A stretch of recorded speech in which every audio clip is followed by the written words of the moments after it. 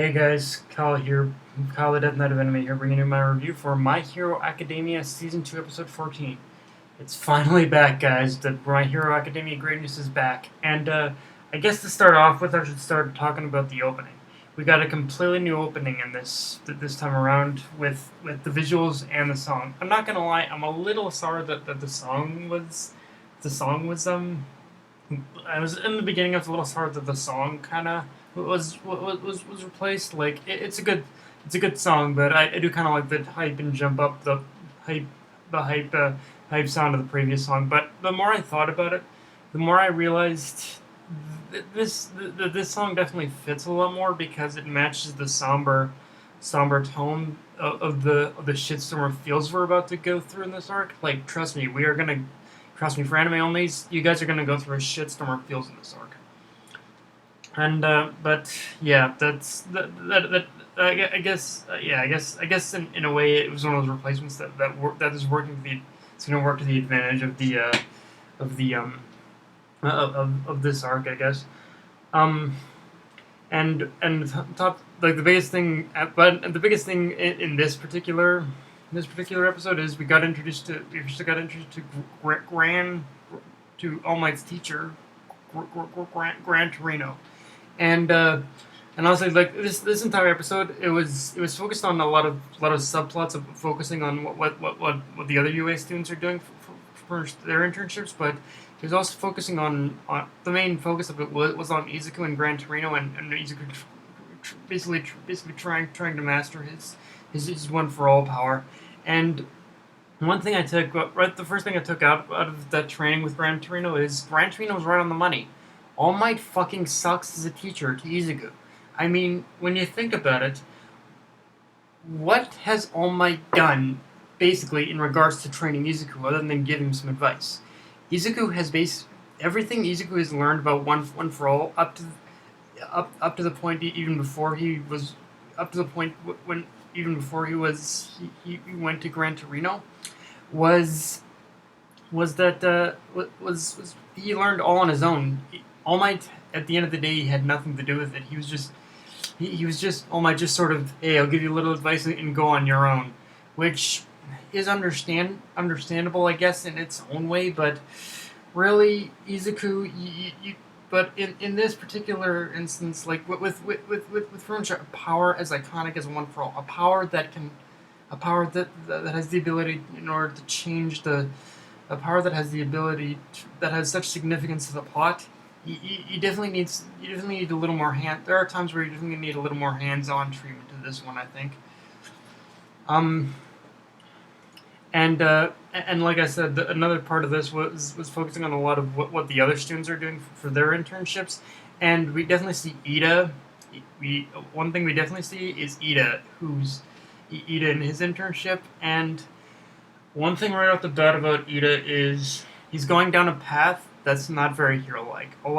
In a lot of ways, and actually in a lot of ways, I know people hate it when you compare My Hero Academia to a lot of other anime, but in a lot of ways, Ida's mindset in right now reminds me a lot of the belief of absolute justice from One Piece. Like he can try and Ida can try and justify what he's doing of tracking down the hero killer and wanting to kill him or put him behind bars or whatever. He can justify that what he's doing is right all he wants, but when we look at it from face value, it's just pure vengeance, plain and simple. And that is not like I. It is probably difficult because there are many different kinds of hero beliefs in this world, but at the end of the day, all these a heroic belief like that is exactly what Stain is fighting against. Like the hero killer Stain, he's fighting against the corrupted beliefs of these heroes, which is why someone like fucking Endeavor, like I said, I'd even argue freaking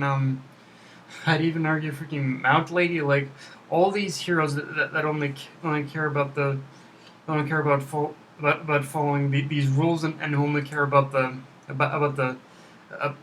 glamour or the fucking glamour or the freaking or the money aspect of it.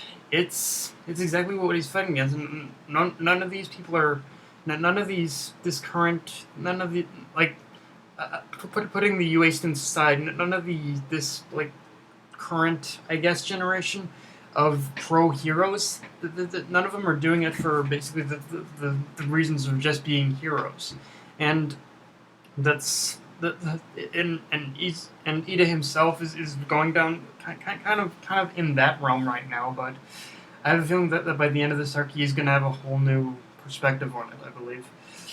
Um, and one thing that definitely made me smile a bit in this arc is we see we see Todoroki. He went to his dad for his internship, and I like how he basically just flat out says to his dad, "I'm interning with you so I can learn what not to do and how not to act when becoming a hero." Like, yeah, Gran Torino, fuck you, dude. Like, fuck. He's just like, yeah. Really, he's basically like, Endeavor, fuck you, Dad.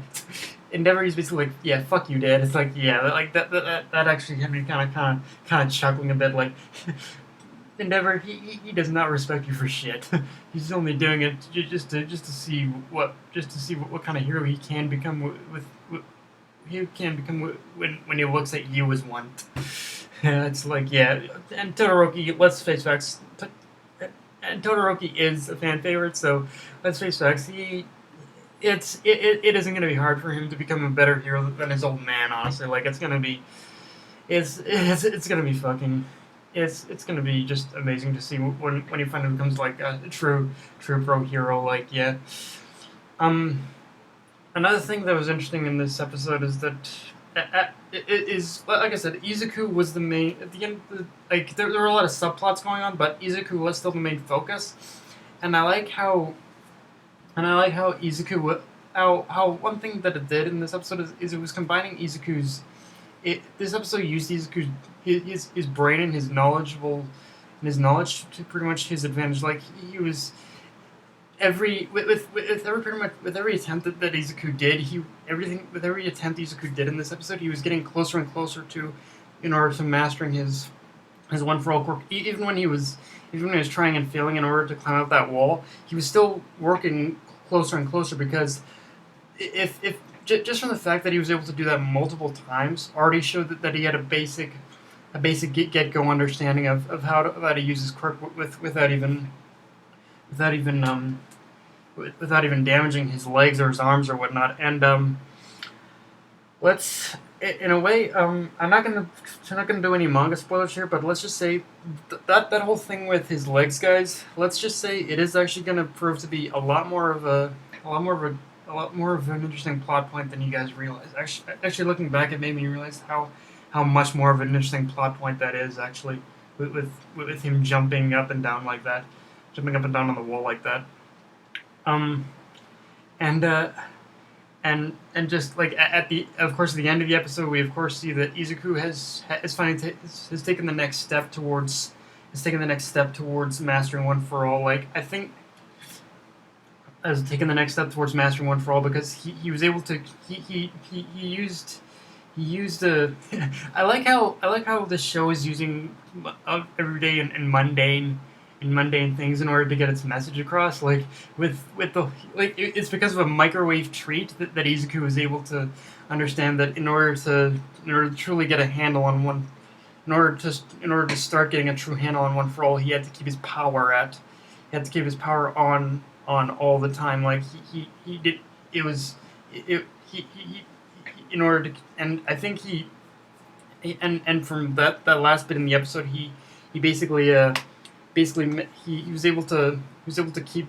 It looked like his One for All kind of took the next step in merging with his body almost, because one of the key themes of Izuku mastering his power was he was trying to get a handle on how it's an extension of himself, and the two aren't separate entities. So I think with Izuku mastering One for All to the extent he did in this at the end of the episode, I think it just proves that he can probably go past a little bit past. I'm not saying he'll be like 100% ready, but I think he can go a little bit past. I think he can go past five. 5% now. So like I have to imagine, like I don't think it's gonna be big. Like I think like like with the way he mastered it at the end of the episode, I think it's like around 10% power. But yeah. Um, and aside from that, like, and another thing is like and at the end of the episode, we also see Gran Torino talks about a sworn friend who asked him to train All Might, which, if that's not a clue, if that's not already a physical, that's not already telling us that the person he's talking about is All Might's predecessor.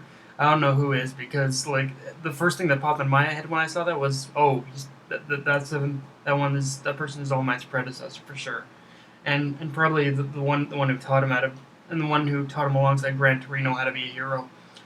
Um, and yeah, but I've talked enough about the serious shit. I need to get into but a couple of the comedic bits. Because there were quite a few comedic bits in this episode. There are 3 specifically that really made me fucking laugh, or I guess 4, depending on how you look at it.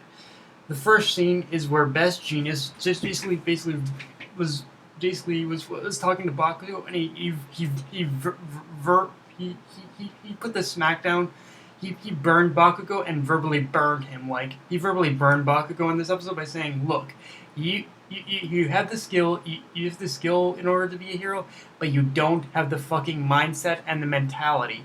And the mindset and the emotional control in order to be a hero. And Best Genius, even though it's funny to see him verbally burn Bakugo, he's 100% right. Bakugo has the knowledge. He has the skill to become a hero. He just doesn't have the fucking mentality of one. And I mean, I guess it's one of those things where you can't necessarily completely change his personality, but he does need to learn a lot more control, and like he does need to learn a lot more control with his emotions, and just not letting just not going off like a crazy person. So, because trust me, that in as much as I hate to say that the whole public, as like I said, the whole public thing is kind of a weird thing, but people aren't gonna like him in the public eye if he's like that. I do gotta admit that much. Another scene that really made me laugh is when Tetsu and and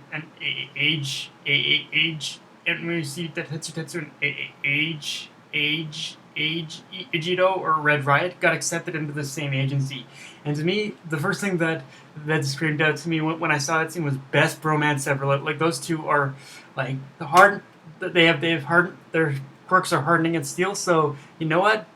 The quirk that they have similar personalities and they have similar quirks. You know what? Best bromance ever. That is like top bromance for me. Like yeah. And another thing, and the final funny moment for me was when Yaoyorozu was going on her passionate rant about a hero's public image. And it's funnier in the dub because since Colleen Clinkenbeard is playing Momo, it's one of those moments where I imagine Ursa going on the same rant about the same kind of thing. So yeah, it's funnier in the dub only because of the connection you make with Colleen Clinkenbeard and how she plays both Momo and Ursa, and they do, looking at them both, they do kind of have a similar personality when you think about it. But yeah, those are pretty much the 3 scenes that really made me laugh out loud. And I guess I suppose that another one is, I suppose one thing that another funny scene, I guess, was the scene with, it was Momo. It was Mount Lady and me and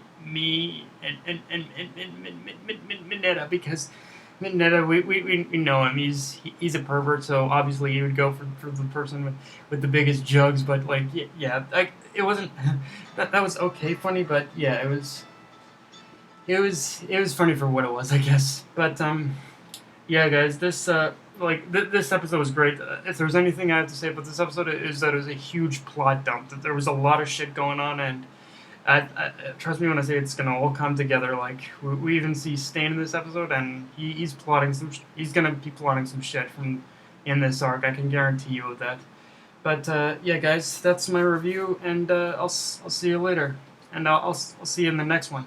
Death Metal MMA signing off. Later, guys.